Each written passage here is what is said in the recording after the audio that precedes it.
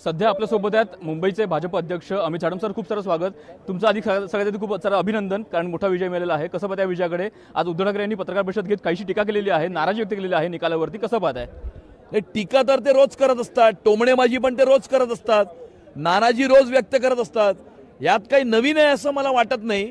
मी आधी सुद्धा सांगितलं होतं की निकालाच्या नंतर पराजय जेव्हा होईल तेव्हा पराजयाची कारणं देण्याकरता ते बॅकग्राऊंड तयार करतायत आणि ती बॅकग्राऊंड त्यांनी तयार केली होती. निवडणुकीच्या दिवशी दुपारी प्रेस कॉन्फरन्स घेऊन सुद्धा त्याची बॅकग्राऊंड तयार केली होती आणि त्यामुळे निकालाच्या नंतर आता त्यांचं रडगाणं सुरू आहे. परंतु मला असं वाटतं की मुंबईकर जनतेने आपले आशीर्वाद पूर्णपणे भारतीय जनता पार्टी, शिवसेना, महायुतीच्या पाठीशी ठेवलेले आहेत. विकासाला मत आणि मुंबईच्या सुरक्षेला मत हे मुंबईकरांनी दिलंय. हा मराठी माणसाचा विजय आहे, हा मुंबईकरांचा विजय आहे, हा नरेंद्र मोदींच्या नेतृत्वाचा विजय आहे. आणि गेल्या 11 वर्षामध्ये देवेंद्रजींनी ज्या प्रकारे क्रांतिकारक अशा प्रकारचा विकास या मुंबई शहरामध्ये घडवून आणला, त्या विकासाचा हा विजय आहे. उद्धव ठाकरे हेही म्हणतात की आम्हाला अपेक्षित असलेलं यश नाही मिळालं, आमच्या अजूनही जागा आम्हाला येणार असं वाटलं होतं. नाही, अपेक्षित असणारं यश त्यांना याकरता नाही मिळालं कारण मुंबईच्या मराठी माणसानं आणि तमाम मुंबईकरांनी त्यांना नाकारलं. मुंबईच्या मराठी माणसानं आणि मुंबईकरांनी त्यांनी मुंबईच्या महानगरपालिकेमध्ये केलेला 25 वर्षाचा भ्रष्टाचार पाहिला आहे आणि गेल्या 11 वर्षामध्ये देवेंद्रजींनी केलेला विकास आणि उन्नती आणि प्रगती ही पाहिलेली आहे.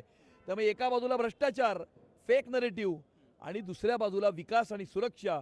मुंबईकरांनी आणि मराठी माणसानं आपलं मत हे विकासाला दिलंय, हे सुरक्षिततेला दिलंय आणि येणाऱ्या 5 वर्षामध्ये भारतीय जनता पार्टी, शिवसेनेचे निवडून आलेले सर्व नगरसेवक हे मुंबईकरांची सेवा करतील, मुंबई महानगरपालिकेला भ्रष्टाचार विरहित प्रशासन देतील आणि मुंबई शहराची सुरक्षितता सुद्धा अबाधित ठेवतील.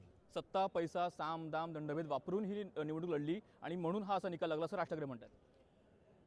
जे स्वतः डबल डिजिटमध्ये पण आले नाही आणि त्यामुळे त्यांच्याबद्दल काय बोलायचं.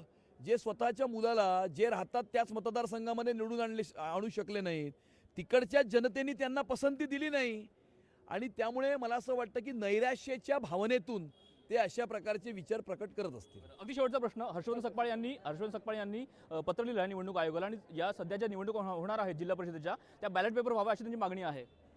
ते कोण आहेत? सकपाळ, ते काँग्रेस प्रदेशाध्यक्ष. नाही, मला माहीत नाही त्यांनी काय म्हणाले.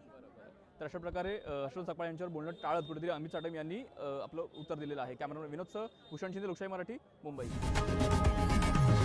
लोकशाही मराठी ऐका, पहा, जागरूक रहा.